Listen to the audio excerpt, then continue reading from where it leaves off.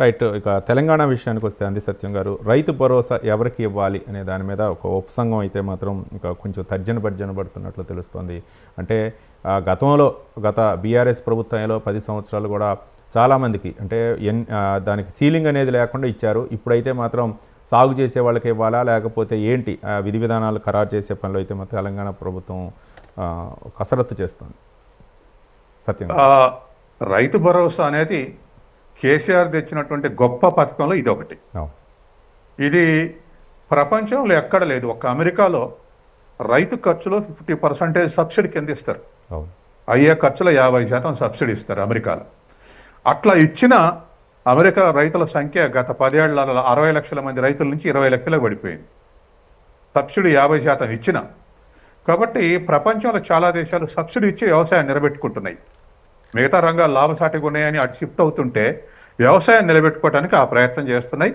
మన దేశంలో ఏ రాష్ట్రంలో కూడా ఇటువంటి స్కీమ్ లేదు. రైతు భరోసా అనేది రైతులకు ఇది పెద్ద ఊరటనిచ్చేటువంటి పథకం.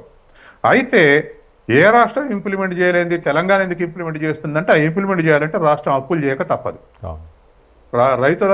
రాష్ట్ర బడ్జెట్లకు సంవత్సరానికి దరిదాపు తెలంగాణలో అయితే 15,000 కోట్లు వాటి మీద ఖర్చు పెట్టాలంటే భారంగా మారింది. వాస్తవం అది. తర్వాత ప్రవేశపెట్టిన కేసీఆర్ కూడా గవర్నమెంట్లో ఆఖరి పెడితే ఇవ్వలేదు. ఆఖరి పెడితే ఇవ్వకపోతే ఈ కాంగ్రెస్ ప్రభుత్వం వచ్చినాక దాన్ని ఇచ్చింది. అప్పుడున్నటువంటి యూని ఇచ్చింది. కాబట్టి ఇవాళ రైతు భరోసా అనేటువంటిది రాష్ట్ర బడ్జెట్ మీద భారమే. కానీ వ్యవసాయ ఉత్పత్తి పెంచడంలో దీని పాత్ర ఉంది. ఇవాళ పంజాబ్ తెలంగాణ పోటీ పడుతున్నాయి ప్రథమ స్థానం కోసం. దరిదాపు 15.3 మిలియన్ టన్నుల ఉత్పత్తి అయింది తెలంగాణ. పంజాబ్ కూడా 16 మిలియన్ టన్నుల దగ్గర ఉందని వార్తలు వస్తున్నాయి. కాబట్టి ఇంత స్థాయి ఉత్పత్తి పెంచడంలో దీని ప్రోత్సాహం ఉంది. అయితే దీన్ని ఎవరికి ఇవ్వాలనేది ఇప్పుడు మల్లగుల్లాలు పడుతున్నారు. ఎవరికి నిరాకరించిన కాంగ్రెస్ ప్రభుత్వం మీద వ్యతిరేకత రావటం అయితే ఖాయం. ఎందుకంటే కాంగ్రెస్ ప్రభుత్వం ఒకటి చేయొచ్చు. బీడు భూములు, రాళ్ల భూములు, రియల్ ఎస్టేట్ భూములు, తర్వాత సాగు చేయని భూములకు ముందు డిలీట్ చేస్తే అందరూ సంతోషిస్తారు. ఏ ఒక్కరూ దీన్ని వ్యతిరేకించరు. కాబట్టి నాలాలుగా మార్చినటువంటి వాటిని, వెంచర్లుగా మార్చినటువంటి వాటిని, గుట్టలు, కొండలు అన్నిటికి ఇచ్చారు. అవన్నిటిని డిలీట్ చేయటం ఫస్ట్. తర్వాత రెండోది భూస్వాములకు నిరాకరించడం. అంటే ఒక 15 ఎకరాల పైన ఉన్నటువంటి వాళ్ళకు నిరాకరిస్తే ఈసారిగా సరిపోతుంది.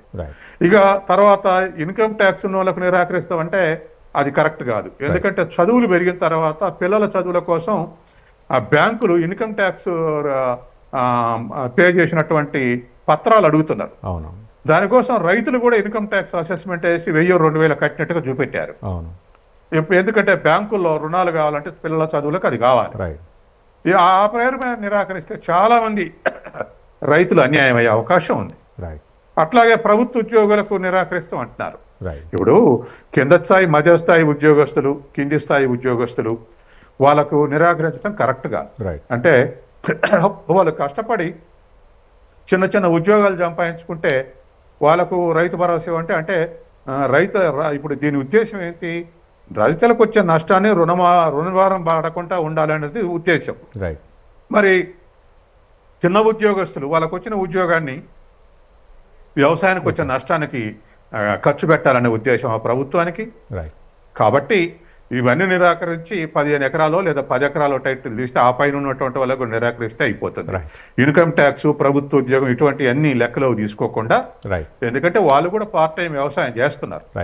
కాబట్టి ఆ ఆస్పెక్ట్ లో ప్రభుత్వం ఆలోచిస్తే మంచిది. ఒకేసారి ఇన్కమ్ ట్యాక్స్, ఉద్యోగస్తులు, పెన్షనర్లు, తర్వాత 10 ఎకరాలు పెడితే దరిదాపు నిరాకరిస్తే ఈ వర్గాలన్నింటిలో ఖచ్చితంగా అసంతృప్తి. ఇప్పటికే ఉద్యోగస్తులకు రుణమాఫీ చేయలేదు. ఇప్పుడు రైతు భరోసా నిరాకరించి అవతల డిఏలు ఇవ్వకుండా ఒత్తిడి గురి చేస్తుంది ప్రభుత్వం. ఇది ప్రభుత్వానికి అంత సేఫ్టీ కాదు.